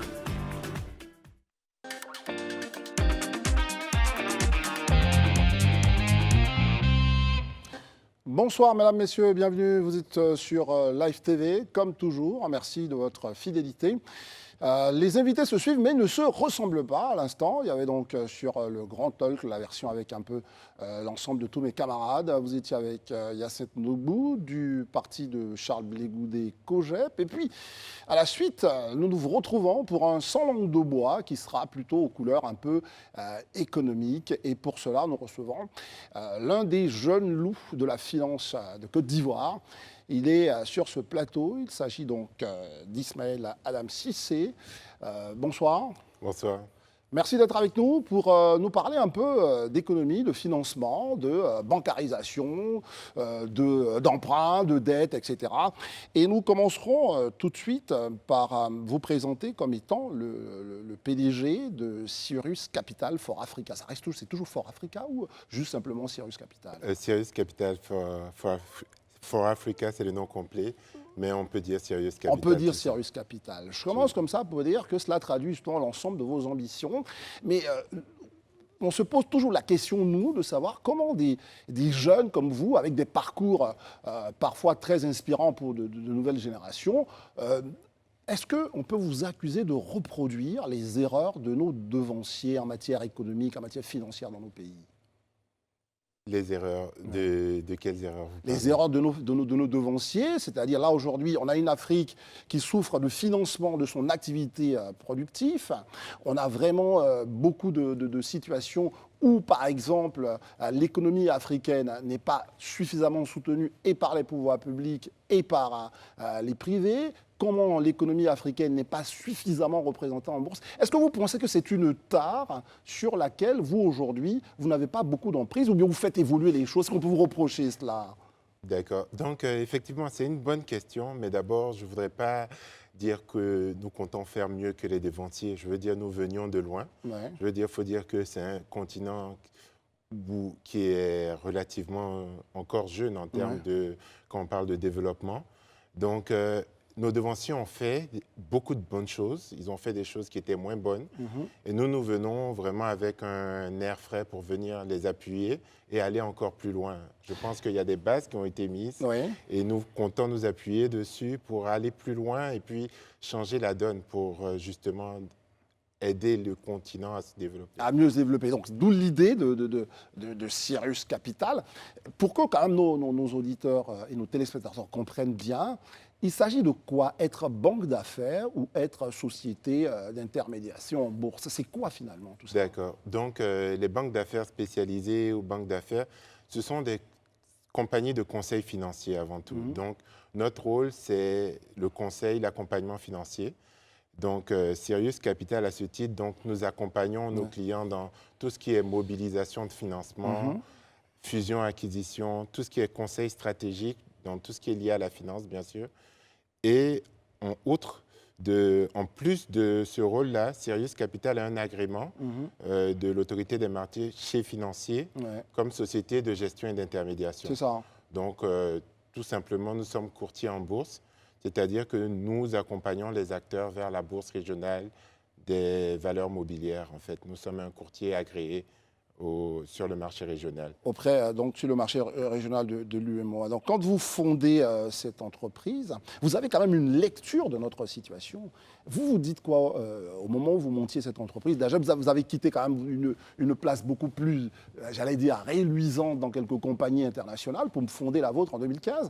Quel était votre diagnostic de notre situation financière, c'est-à-dire entre la façon dont le peuple, le grand peuple, s'intéresse justement à la finance, sur les marchés financiers, etc. C'était quoi votre diagnostic, vous, personnellement? C'est ça. Bon, d'abord, oui, j'ai lancé Sirius Capital en 2014, mais je tiens à noter que je ne l'ai pas fait tout seul. J'ai des actionnaires, j'ai des gens qui m'ont soutenu aussi dans le lancement. Donc, je tiens à le reconnaître. Ouais. Donc, je suis même directeur général, pas PDG. Donc, vous êtes juste directeur général. C'est déjà pas mal, parce qu'on connaît beaucoup qui s'affublent du terme CEO. Donc, Sirius Capital, pourquoi? Parce que j'ai toujours été en contact. J'ai passé 15 années en Amérique du Nord, donc principalement au Canada. Et j'ai toujours été en contact avec la communauté d'affaires. J'ai toujours eu ce côté entrepreneurial et j'ai toujours eu dans mon entourage des entrepreneurs. Mon père même est un peu entrepreneur et tout. Donc, je me suis rendu compte très rapidement qu'il y a beaucoup d'intérêt pour financer le continent, mais il n'y a pas de répondant en face, c'est-à-dire il y a peu de projets qui sont financés et il y a un lien qui manquait, c'est-à-dire le besoin de capital qui est énorme sur le continent, ceux qui ont l'intention et qui sont intéressés par le financement du continent. Ouais. Mais au milieu, il y a un intermédiaire, il y a l'intermédiation qui n'est pas là pour connecter tout ça. Ouais. Donc, l'idée, c'était de venir avec une éthique de travail, avec une ambition, une vision pour le continent et faire ce lien-là et arriver à mobiliser le maximum de capital pour financer des projets de développement sur le continent. Et on ne va pas être très technique parce que c'est ça aussi le principe quand même de cette émission. Et aujourd'hui, vous êtes là, vous avez identifié quoi? Vous vous dites quels sont les secteurs où l'Afrique, manifestement, est tellement en retard, sans doute que beaucoup le disent, mais vous devez avoir votre diagnostic précis, là où il faut toucher véritablement le point pour permettre à notre économie d'être mieux, si vous voulez. D'accord, non, c'est une question très pertinente. Il y a beaucoup de choses à faire, comme vous dites, sur le côté infrastructure, dans la santé, l'éducation. Mais je pense que pour transformer les économies africaines, il faut aller vers l'industrialisation. L'industrialisation. C'est-à-dire, nous devons changer nos économies pour transformer beaucoup plus des matières premières que nous produisons, pour que la richesse reste sur le continent. Et donc, si vous me demandez de parler d'un secteur que je crois a la capacité de transformer notre continent, je vous parlerai d'industrialisation, de transformation et d'agro-industrie. Vous avez dit agro-industrie, donc c'est récemment, enfin ça date d'un peu plus d'un an, vous avez donc signé un accord avec l'ARE pour ce qui concerne les questions d'entreposage, ce qui est dans le domaine agricole. Au fond, c'est quoi l'idée de ce partenariat que vous avez noué avec un opérateur aussi étranger? Qu'est-ce que vous voulez dire en signant un tel protocole avec une telle institution de l'État de Côte d'Ivoire? D'accord. Donc, l'objectif d'un partenariat tel que celui que nous avons signé avec l'ARE, c'est avant tout de trouver des solutions innovantes pour financer vraiment nos chaînes de valeur agricole. Nous disons qu'il faut innover, il y a des moyens, il y a un besoin de financement qui est énorme et la finance traditionnelle peine à trouver des solutions pour résorber ce déficit de financement-là. Donc, il fallait innover. Donc, c'était une structuration, arriver à mettre en place une titrisation des matières premières agricoles. C'est inédit, c'était une innovation que nous comptons apporter, nous y travaillons. Ce n'est pas facile, mais nous y travaillons pour dire qu'on peut innover, on peut trouver de nouveaux schémas pour vraiment résorber ce déficit de financement-là qu'on présente un peu trop souvent comme une fatalité. Alors, mais vous avez sorti un mot, et c'est très important, ça va me permettre de faire un peu de pédagogie. Vous avez parlé de titrisation. C'est quoi au fond? Parce qu'ils sont beaucoup les jeunes de Côte d'Ivoire qui vous entendent, qui ont des idées d'entreprise, qui grandissent, et puis à un certain moment, ils se sentent un peu loin de la bourse. Et quand vous sortez un mot comme ça, on dit « ouh !» Et vous, vous dites quoi? En fait, ça veut dire quoi précisément? Qu'est-ce que cela révèle? La titrisation, c'est juste un mécanisme par lequel on prend une créance, une dette, et puis on en fait, disons, un papier qui est commercialisable. C'est-à-dire, vous, Monsieur Bois, par exemple, vous me devez 10 000 francs et c'est matérialisé par un titre que je peux céder à une tierce personne. Très bien. Donc, l'idée, c'est de prendre ces matières premières et puis les matérialiser, les créances que nous avons envers les paysans, envers les acquéreurs de ces matières premières-là en titre, que nous pouvons transiger. Donc, tout ça pour amener du financement, c'est-à-dire nous ne sommes pas obligés d'aller forcément vers les formes de financement traditionnelles, nous avons déjà ces papiers-là qui permettent de financer automatiquement, donc de réduire le temps, c'est-à-dire vous, mettons que vous êtes un agriculteur, Oui, votre matière première, dès qu'elle est reçue, nous, on la transforme en titre très bien. que nous pouvons transiger pour vous donner votre argent plus rapidement. Plus rapidement. Et ça, c'est intéressant. Selon vous, pourquoi nous n'avons pas justement une forme d'arrivée massive ou d'adoption massive de ces mécanismes? Est-ce faute justement de l'intérêt des pouvoirs publics, ou encore, je vais être un peu provocateur, ou encore les jeunes comme vous qui êtes vraiment à ces choses, vous n'y allez pas, j'allais dire suffisamment pour convaincre nos concitoyens agriculteurs? En fait, Ou c'est une très producteurs. bonne question. L'enjeu, c'est, vu l'ampleur vraiment du défi, il y a d'abord, il faut qu'on parle du contexte réglementaire. Est-ce que le cadre réglementaire permet de le faire tel que nous prévoyons le faire? Comme je vous dis, vous avez dû remarquer pour cet exemple que vous citiez, nous avions un partenaire maghrébien parce C'est ça. que là-bas, ils étaient plus en avance au niveau réglementaire pour mettre en place ce type de produit financier. Donc vous soulignez quand même le rôle des pouvoirs publics. Tout à fait, de tout ce qui est réglementaire, parce qu'il faut qu'il y ait un cadre qui nous permette d'innover et qui nous permette de sortir ces produits innovants. Donc, il y a beaucoup qui est fait généralement par l'autorité des marchés financiers pour moderniser le cadre.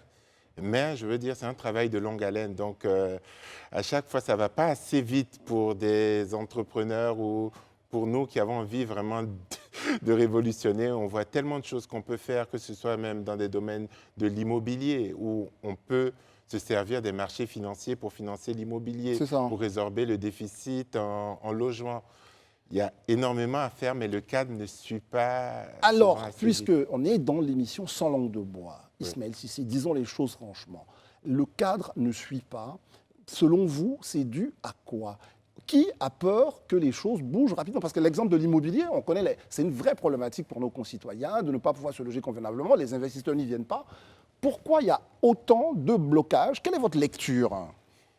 Je dirais que le blocage, déjà, il y a beaucoup de chantiers. Il faut se dire que le régulateur, par exemple, vu que je suis Sirius Capital agréé sur le marché financier, D'accord. nous avons un régulateur qui est l'AMF, qui régule tout ce qui est activité financière et qui a pour mission de protéger l'intérêt du grand public. C'est-à-dire, vous avez tous pu voir les produits frauduleux de agribusiness. J'allais y venir. Donc, en fait, l'idée, c'est d'arriver à protéger au maximum l'épargnant en mettant un cadre qui est précis pour l'émission de tous ces produits innovants que nous voulons mettre sur la table. Oui. Mais l'enjeu, c'est où trouver le juste milieu entre être prudent, conservateur Oui. et ralentir un peu trop l'innovation et puis les nouveaux produits qu'on peut apporter sur le marché. Concrètement, j'ai bien compris un peu, parce que bon, vous avez aussi l'autorité des marchés financiers, il ne faut pas trop les brocarder. Mais moi, je peux le dire, on voit bien qu'il y a des idées innovantes comme les vôtres, la finance innovante, mais les choses n'avancent pas suffisamment comme vous le souhaitez. Et justement, est-ce que ce n'est pas cela qui explique toute cette appétence de nos concitoyens pour tous ceux qui lancent des produits? On le voit aujourd'hui, il y a un vrai boom autour du financement du transport. Vous le voyez, ça pignon sur rue, on finance le taxi, etc. Et l'autorité du marché est loin de tout ça. Vous, comment vous réagissez et quelles sont peut-être les solutions que vous proposez? Parce qu'on voit bien que les Ivoiriens, ils veulent investir. Non, effectivement. Et déjà, nous qui sommes les acteurs agréés, déjà, nous ne sommes pas assez connus en termes du grand public. Mais la faute à qui La faute à nous, Ouais. la faute à nous aussi, Ouais. la faute aussi aux régulateurs, Nous devons faire la promotion de la culture boursière Ouais. et les acteurs agréés doivent être plus visibles. Mais il ne s'agit pas juste d'être visible, il faut aussi avoir des produits qui répondent aux besoins du grand public. Et donc, récemment, nous pouvons citer par exemple tout ce qui est modernisation, aller vers le digital. Ouais. Maintenant, tous les courtiers agréés en bourse de la région UEMOA sont obligés d'aller vers la digitalisation. Donc, ça permettrait à monsieur et madame tout le monde d'avoir accès à la bourse via son smartphone. Et vous Ça, y c'est un croyez? pas en avant. Parce que, je veux dire, aujourd'hui, vous parlez à l'instant, l'agriculteur qui est à Satama Soukoura ou quelqu'un qui est à Oumé, peut-être que son accès, il n'y a pas eu un autre modèle, parce que vous promouvez l'investissement innovant Oui. avec le numérique. Est-ce que finalement tout ça, c'est accessible à tous nos concitoyens, même quand ils sont dans des zones reculées où il y a une fracture numérique? Ben, vous savez, les exemples sont foison où vraiment, quand vous parlez de débancarisation, vous faites allusion à la marge où nous avons une grande majorité de notre population qui est débancarisée, Ouais. qui n'a pas accès au système financier. Et vous avez maintes exemples en Afrique où c'est justement grâce au digital, grâce au fintech, que ces populations enclavées là, ont pu avoir accès à la finance. Et vous voyez l'éclosion du mobile money, de toutes les startups qui arrivent et qui arrivent à, comme on dit, faire la promotion de cette finance, de la finance, dans des zones où il n'y avait pas accès aujourd'hui. Vous pouvez avoir une personne dans une zone reculée qui a un compte de mobile money, qui a aujourd'hui accès à des services de base. Ismaël Cissé, sur le mobile money, j'aimerais quand même marquer un petit point et justement relever, j'allais dire encore là aussi, la lenteur du monde des finances. Je veux dire, pourquoi aujourd'hui, moi avec mon petit téléphone, je ne peux pas me permettre d'investir en bourse pour que les choses aillent plus vite? Parce que si encore je dois me retrouver avec toutes ces complications, c'est là où Cyrus Capital et des jeunes comme vous, je me demande bien si vous ne faites pas partie du problème que de la solution, parce que j'ai le sentiment que vous ne proposez pas de nouvelles choses. Vous parlez de financement innovant, mais c'est là. Comment on investit très rapidement sans être obligé de se retrouver, aller à la bourse au plateau? Personne ne sait où c'est d'ailleurs. D'accord. Non, mais c'est un très bon point. Et pour répondre à votre question, oui, aujourd'hui, vous pouvez. Sirius Capital a son application. Et donc, nous sommes en train de travailler même à l'intégration avec des opérateurs de mobile money pour qu'aujourd'hui, sans vous présenter à un guichet ou à une banque, je parle de futur proche. Avant fin janvier, vous verrez, ça sera possible de ne pas se déplacer, de recharger votre compte d'investissement à partir du mobile money et d'acheter des actions, comme récemment, nous avons un gros opérateur avec Orange, on pourrait bien Orange, sûr, qui a fait une émission. Donc, vous pourrez souscrire très bientôt, directement, sans quitter votre salon. Et ça, c'est quelque chose qui est réel et que nous mettons en place et que nous voulons apporter aussi au marché. Eh bien, la révolution est en marche, si on entend ce que vous dites, mais il y a toujours quand même une vraie problématique. Ce sont nos petites sociétés dans nos quartiers. Moi qui vous dis que je n'ai pas envie d'investir dans la menuiserie d'Amidou, qui est à Bobo. Enfin, je veux dire, est-ce qu'à un moment, il n'y a pas une forme d'élitisme qui est liée aux grandes entreprises qui sont en bourse? Parce que pourquoi la petite menuiserie en question dont je parle, ou le petit garage mécanique, pourquoi on ne pourrait pas se retrouver en bourse? Comment on fait? Comment on innove un peu plus vers ce côté-là? C'est ça. D'abord, ce qu'il faut dire, c'est que chaque type d'entreprise a un mode de financement approprié. L'idée, c'est d'aller de plus en plus vers les PME. Donc, vous avez dû voir, il y a quelques années, la Bourse a lancé un compartiment spécialisé pour les PME. C'est-à-dire pour ne pas faire de la Bourse l'apanage des grandes entreprises et des grandes sociétés de telco, et d'avoir des PME aussi qui arrivent à être cotées en bourse. Qui vont chercher du financement, qui vont chercher l'augmentation de leur capital, etc. C'est ça. Maintenant, vous parliez d'entreprises qui sont dans l'informel. Donc là, il y a d'autres produits financiers. Je veux dire, dans l'écosystème, il y a plusieurs pièces du puzzle qui manquent et que nous travaillons à mettre en œuvre. Il y a des solutions de crowdfunding qui peuvent exister et qui sont en train d'être développées par des jeunes entrepreneurs aussi que je connais, ivoiriens. Mais pour dire qu'il faut aussi que la bonne forme de financement et adaptée soit choisie pour chaque intervenant. Et, Ismaël, il y a quand même l'État. Ça, c'est intéressant. On voit que vous conseillez l'État, vous l'aidez, vous êtes sur... Du coup, concrètement, comment vous aidez nos États à se lancer vers la recherche de financement, à monter ces financements? Concrètement, comment vous faites? Bon, notre accompagnement des États vers les recherches de financement se fait à 2 niveaux. Donc, en tant qu'organisme, société de gestion agréée, nous avons la possibilité de nous servir des marchés financiers pour financer nos États. Nous émettons de la dette souveraine. C'est-à-dire, vous voyez souvent les affiches en ville d'emprunts obligataires. On aimerait bien comprendre tout ça, parce que peut-être que l'explication va permettre à plus de nos concitoyens d'y aller. Quand on voit un emprunt obligataire de l'État de Côte d'Ivoire qu'on émet sur le marché, qu'est-ce qu'ils doivent comprendre et comment vous, en 2-3 mots, pouvez leur dire, écoutez, il y a quelque chose d'intéressant pour vous. D'accord. Donc, quand on parle d'un emprunt obligataire généralement d'un État, c'est un appel public à l'épargne. Ouais. C'est-à-dire que nous permettons au grand public et aux investisseurs institutionnels et tout, d'investir et de prêter de l'argent à l'État en retour d'un taux d'intérêt intéressant. C'est ça. Donc, vous, M. Bois, vous pouvez choisir de prêter de l'argent à l'État de Côte d'Ivoire et cet argent va servir à financer les projets de développement de l'État.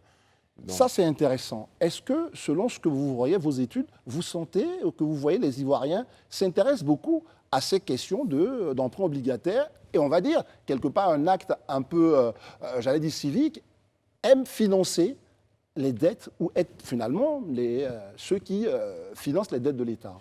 il faut dire que en grande partie, ceux qui financent l'État, ça reste malheureusement les institutionnels, les caisses de retraite, les compagnies d'assurance qui, eux, ont une quantité importante de capitaux et qui, en grande majorité, souscrivent à ces emprunts obligataires. Mais de plus en plus, on a le grand public qui s'y intéresse et vous voyez de plus en plus, messieurs et madame, tout le monde, arriver à prêter, à investir en bourse et à prêter de l'argent à l'État à des taux, à des rendements plus intéressants que ce que vous auriez eu si vous aviez un DAT en banque, par exemple. Et donc, pour terminer cet entretien, aujourd'hui, Sirius Capital, qui est une jeune entreprise avec une nouvelle façon de voir, on va dire des méthodes d'investissement assez innovantes, est-ce que Sirius Capital a une ambition que vous voulez nous partager? Je voulais quand même, à ce niveau, que vous nous partagiez aujourd'hui comment vous entrevoyez l'avenir de l'investissement sur nos marchés, notamment de la part de nos populations. D'accord. Donc, l'ambition de Sirius Capital, elle est en fait notre mission, la mission que nous nous sommes donnée. C'est-à-dire arriver à vraiment réduire cette fracture-là et financer des projets qui vont impacter et contribuer à développer le continent. Nous parlions d'industrialisation, nous parlions d'immobilier. L'idée, vraiment, c'est d'être la référence en termes de financement innovant et arriver avec des solutions concrètes pour arriver à mobiliser encore plus de financement. Nous avons réussi à faire beaucoup de chemin au cours de nos 8 années d'existence. D'accord. Et nous entendons faire beaucoup plus en termes de financement de ces projets qui peuvent transformer l'Afrique et qui peuvent transformer notre région. Il s'agit, vous l'avez bien compris, de transformer donc l'économie ivoirienne, l'économie africaine. Et cela peut paraître très souvent difficile d'accès, mais il y a des jeunes comme Ismaël Adam Cissé qui décident d'y aller, de voir comment convaincre une majorité de nos jeunes et de nos investisseurs à s'y lancer. Ce n'est pas une chose très très facile, mais ils y sont, ils y croient, ils sont nombreux comme ça. Et l'un était parmi nous aujourd'hui dans le cadre de ce numéro de 100 langues de bois. Merci à vous tous de rester toujours sur Live TV. Nous voyagerons sur différentes thématiques comme ça avec vous tous les jeudis. À très très bientôt. Restez sur la télé sans filtre.